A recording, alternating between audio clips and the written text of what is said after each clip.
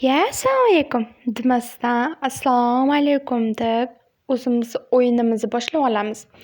Xullas, sizlarga o'yinimizni tanishtirsam, o'yinni nomi "Man tanlagan narsani tanla". Sizlarga ikkita variant beriladi. O'shalardan birini tanlaysizlar. Agar o'sha narsani men ham tanlagan bo'lsam, siz keyingi raundga o'tasiz. Masalan, kompyuter yoki telefon desam, siz kompyuterni tanlagan bo'lsangiz, men ham kompyuterni tanlagan bo'lsam, siz keyingi raundga o'tasiz. Tushunarlimi? Oh my god! Wow! Bu o'yinning asosiy maqsad, sizlar menga qanchalik o'xshaysizlar, sizlar oranglarda kim meni egizagim. Har bitta to'g'ri javobga 10 balldan hisoblab ketaverasizlar. Agar tayyor bo'lsanglar, мы погнали! Birinchi savol: jingalak soch yoki tekis soch?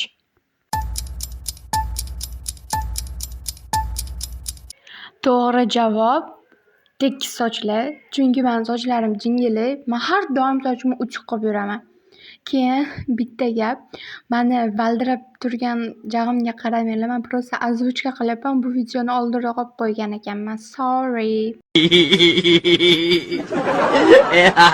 Keyingi kategoriya bu men yoqtirgan davlat. Menimcha bu juda ham oson bo'ladi.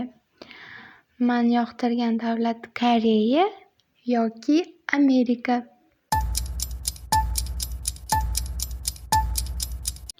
To'g'ri javob albatta Koreya. Aniq sizlar bu raunddan o'tdinglar. Молодец!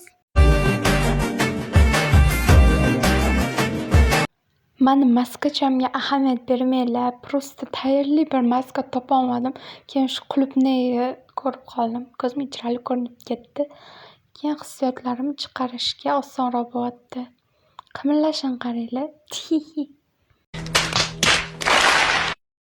Keyingi savol shundan iborat: qulupnay yoki mandarin tanlaylar.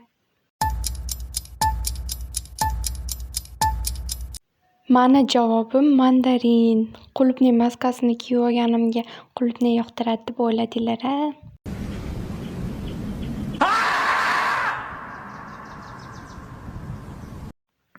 Jigarrang ko'zlar yoki ko'k ko'zlar?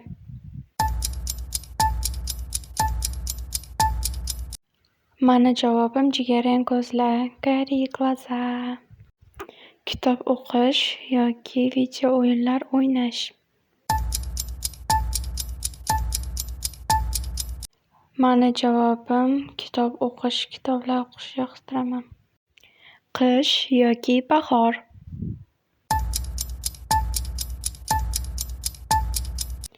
Mani javobim bahor.